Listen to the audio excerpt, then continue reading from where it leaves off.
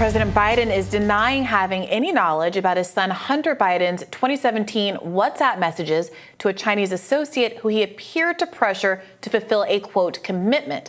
When asked about it, he snapped back. First, here's what the alleged messages say. "I'm tired of this, Kevin," Hunter said. "I can make $5 million in salary from any law firm in America. If you think it's about money, it's not. The Bidens are the best at doing exactly what Chairman wants from this partnership. Please let's not quibble over peanuts."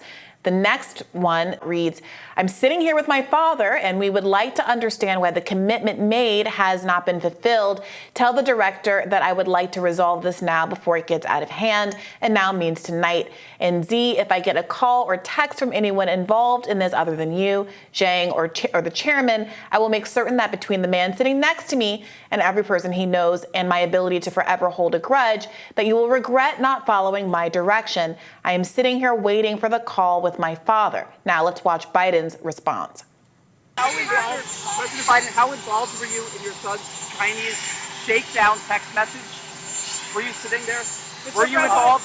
No, I wasn't. And I don't. Were you? No. Meanwhile, Speaker Kevin McCarthy is vowing to get to the bottom of this latest revelation in the Hunter Biden saga, even threatening impeachment. Here he is last night on Fox News' Sean Hannity. Someone has lied here. If we find that Garland has lied to Congress, we will start impeachment inquiry. But you have to understand what we found out. First of all, I've got to thank these three chairmen. What Jim Jordan, what Comer has done, what Jason Smith has done, we wouldn't know any of this if we didn't win the majority. We would not know any of this if we didn't start the weaponization committee that Jim Jordan runs over.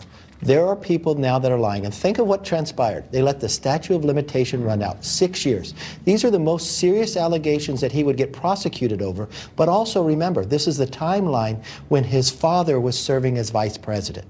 So that was with reference to what we discussed yesterday, this dispute that has emerged between Merrick Garland of DOJ's recollection of the decision not to bring tax charges in 2014-2015 against Hunter Biden, saying that was that David Weiss, who was the official who was handling that, Trump official holdover, had decided not to bring charges. And so, you know, when he's saying, so what do you want from me? He decided not to bring charges. But now the multiple whistleblowers, according to the New York Times, have said that actually Weiss was interested in bringing in charges, but the officials in the relevant districts, municipalities, were not interested.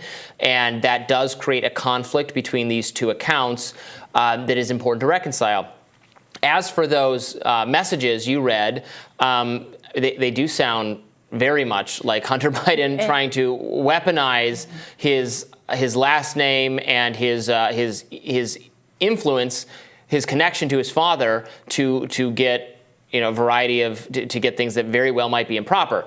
We still don't know whether that was just bluster from him, whether he's describing Joe Biden as literally sitting next to him. Maybe Joe Biden's trying to enjoy a nice family moment, and Hunter Biden is texting with the Chinese. Yeah, I'm going to sick my father on you if you. I mean, it's kind of so we don't know, but it is pretty interesting. Well, and of course, the whole point of the clip that we played is that Joe Biden denies being there. He was asked, were you there? Were you influence peddling? And he shouted no. Now, it's not clear exactly what part of that the no attached to, but he seems to be broadly denying any involvement. I think I saw some reporting that it can be very well demonstrated that they were like in the same house at the time that Hunter was staying with Joe Biden at the time that this message was sent. So he probably was there for it. It's also important to note that unlike whatever the other claims are that were being made in the last clip we watched, these events, these texts took place in 2017 when Joe Biden was neither vice president nor president. So there's a different character to these sorts of things, and unclear exactly what,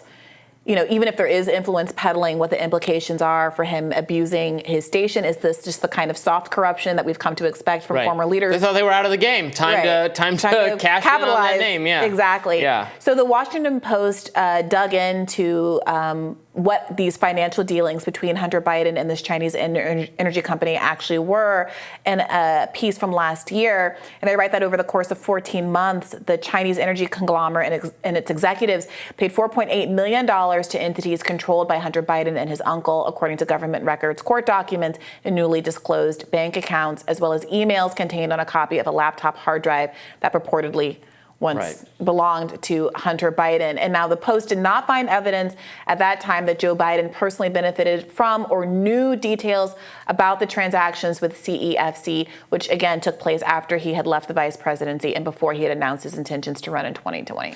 Absolutely. So the bottom line is I certainly think I continue to think there is certainly a basis to continue investigating and looking at this, the extent of, was Hunter Biden successful? Did his father intervene on his behalf? He was promising access to the big guy.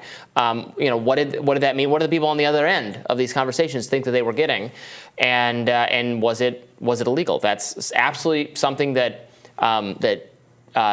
the congressmen who Jim Jordan and James Comer and Kevin McCarthy should absolutely pursue. That seems totally legitimate to me. Yeah, I think the question is whether or not, given their efforts to pursue it, and the fact that this has obviously been a significant priority, Republicans ran on this as they ran in midterms to reclaim the House, being able to pursue these investigations once they had control of the House, that there still has not been the red herring, the smoking gun, rather, that links Joe Biden to his son's behaviors. They're looking for the smoking gun, not the red herring. The smoking gun, yeah. So I do, again, maybe these things take time. Sure. I'm not trying to preemptively say everyone should give up investigating because they haven't found something thus far. But as time does go on, there is no ambiguity about Hunter Biden's interests here, or there's very little ambiguity, I should say. He's obviously trying to leverage his father's former position as vice president to benefit himself financially, and both he and his uncle appear to have very much benefited financially.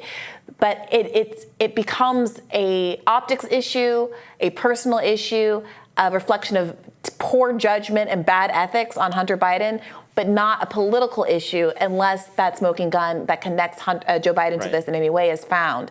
And at a certain point, do you actually know that there is no resolution, that there is no smoking gun, and you're still just pressing this for political benefit?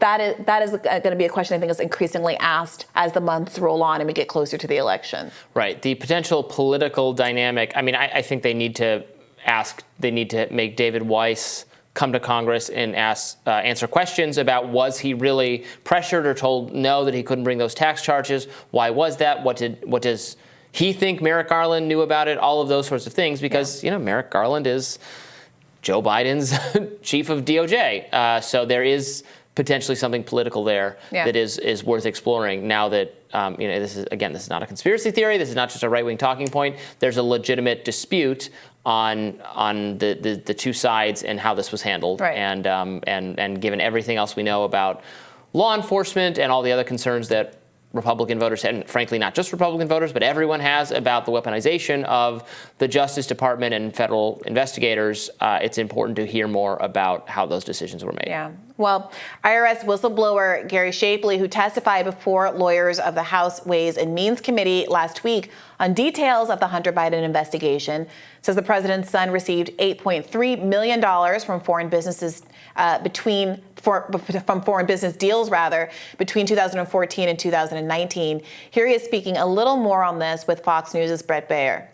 It was around $8.3 million he received. From who? They came from China, from CEFC, came from Ukraine, and from Romania. And even the Burisma money, and it's kind of a aspect that we didn't get into, but the 2014 and 2015 tax years when the Burisma money was coming in. To this day, there's still around $400,000 of unreported income from Burisma in 2014. Hunter Biden was told by his partner Eric Schwerin that he needed to amend his returns, and he never did. So D.C. U.S. Attorney's Office declining those charges, David Weiss requesting special counsel authority and being denied, and then the statute of limitations then expires in November or December of 2022. So those years are gone, and there's no way to recoup the money from that Burisma income. Now, it is worth noting It is worth noting that Hunter Biden denies the allegation. His lawyer, George Meseries, told CNN that Hunter Biden was not an owner of the firm Senate Republicans allege received the $3.5 million payment in 2014. He said, quote, Hunter Biden had no interest in and was not a co-founder of Rosemont Seneca Thornton, so the claim that he was paid $3.5 million is false. Yeah, well, we will have to continue to see who's right in this matter. The timeline sounds well worth looking into a little bit further, but of course, he is entitled to the presumption of innocence, just like anyone else, even though his last name is Biden. More Rising right after this.